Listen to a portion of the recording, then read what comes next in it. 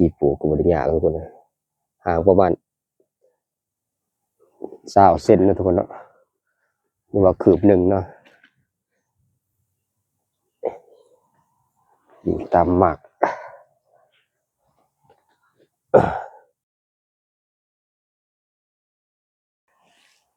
มาทุกคนถือว่ากราบทักทายสบายดีนะทุกคนเนาะถือว่ามื้อนี้ก็สิพากันมาอยู่ในสวนนะทุกคนเนาะถือว่าเราได้นี่ทุกคนเลยในพักมาทุกคนเนาะ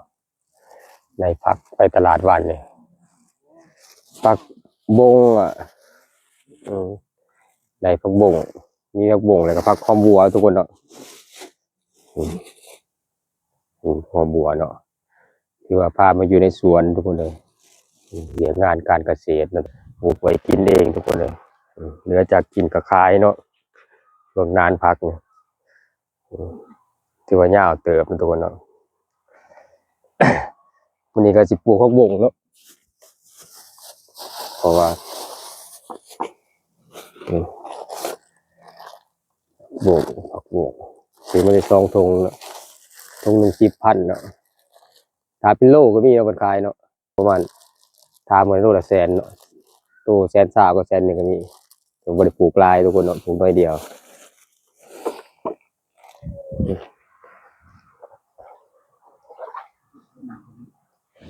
ผมจะปลูกแล้ว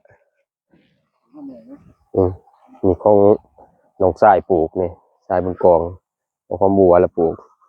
ว้าทุกคนเลยปลูกสุดทรายเลยเป็นแถวยาวเนาะส่วนลายก็ความบัวเป็นกระปุกเนาะความบัวเป็นหัวแหละปลูกมาตามันใหญ่มากกันแหละกินทั้งใบกินทั้งหัวทุกคนเนาะเบิ่งนานเท่าบาทเนี่ย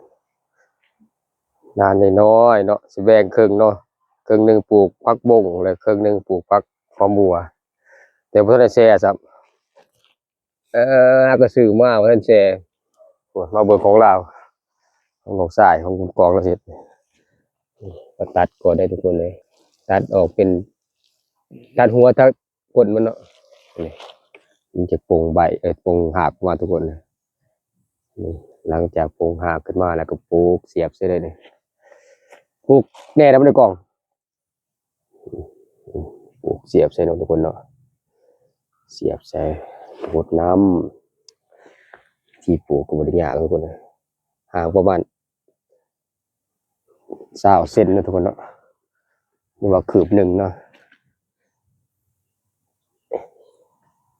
ยิงตามหมาก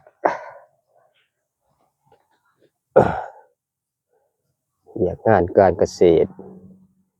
ปลูกไว้กินเนาะส่วนได้ก็บ่ได้กินเนาะทุกคนเลยกินกับบ่เพิ่นได้ปลูกหลายเนาะขายโอ้ยเด้อเอาหัวลง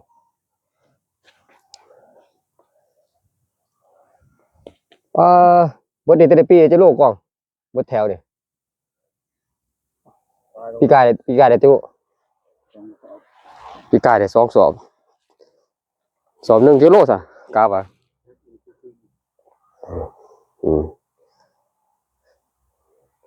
ผู้ใดดูปลูกก็ดูได้ทุกคนเนาะเกี่ยวกับเวียกงานการเกษตรการปลูกก็ได้ช่วงนี้ก็อากาศก็ว่าแล้วหนาวเหมาะกับการปลูกนะพืชผัก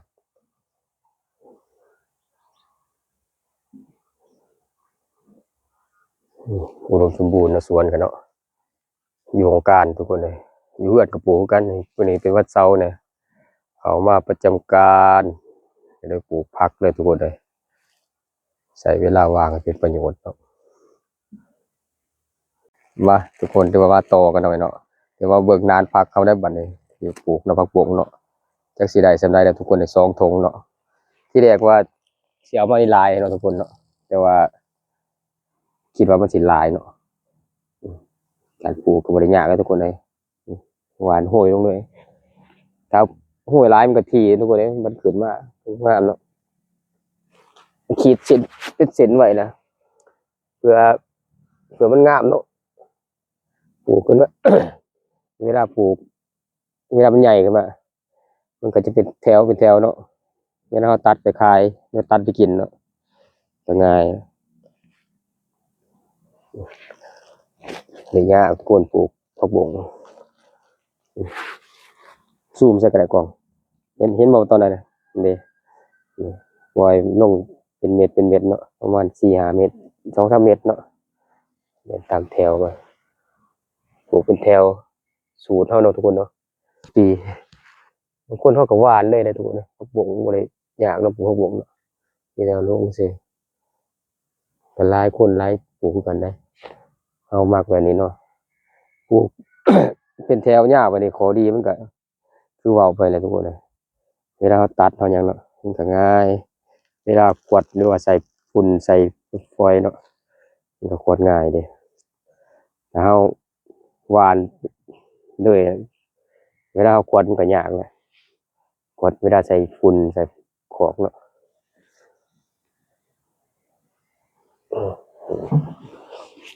ผักบงไว้กินเนาะยังผักกาดยังปลูกผักกาดมะม่วงส่วนนี้ที่เราคือคืนแห้งแล้วยามปลูกผักเลี้ยวทายเบิ่งมันเขียวเนาะทุกคนเนาะเขียวเต็มสวนเขาสิทายเบิ่งเนาะหลายคนหลายปลูกเขียวเต็มหมดเลย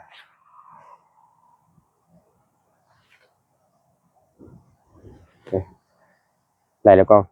หลังจากที่ห้อยแล้วเนาะจะเอาไม้เขี่ยเนาะผมมันโดนเขี่ยลงคนควายมันลงเวลาหดน้ำมันจึงบ่ไหลเนาะไหนมันจะบ่ไหลไปตัวถีบเนาะไหลไปอื่นเลยกดถมทุกคนเลยถมแบบนี้ถมไว้นะทุกคนเนาะกินมันถมไว้แล้วก็หดน้ำบาดง่ายทุกคนเนาะบกง่ายกินสบายกินไวถมไว้เวลาหดน้ำจึงบ่ไหลไปตัวถีบตัวแดน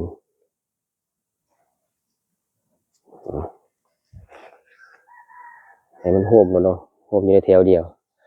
บาดมันขึ้นเด้อบาดนี้ทุกคนเลยแถวงามบาด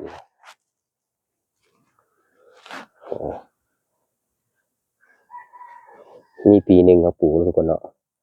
เห็ดเป็นกาหัวจอกหัวใจก็มีได้ทุกคนเมื่อกี้กาเป็นวัยรุ่นเนาะเห็ดเป็นกานั่นกานี่ก็ได้พวกวงเนาะเห็ดแถวขีดเนาะขีดมันเป็นแถวเห็ดเป็นตัวหนังสือก็ได้ขีดมันเป็นแถวแล้วโอ้โหเวลามันออกมาก็ว่าเป็นแถวละบาดเขาปลูกมันเลย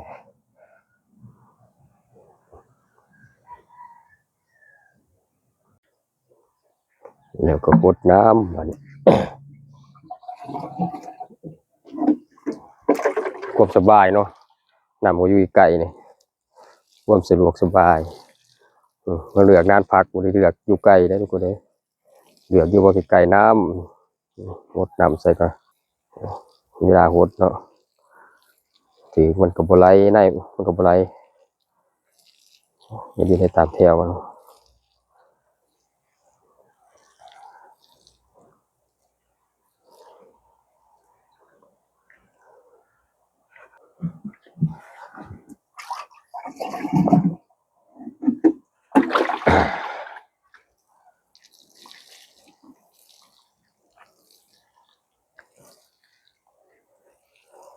ผมค่อยก็จะได้ไปแช่ก่อนพักหอมบัวก่อนก่อนว่าสิได้ไปแช่ก่อนพุ่นแหล้วมื้อแรกบ่ได้สิพุ่นว่ามื้ออื่นพุ่นได้สิได้ปลูกว่ามื้ออื่นก็สิเข้ามาเด้เออฝนจนเปียกจนมันซุ่มพุ่นเนาะ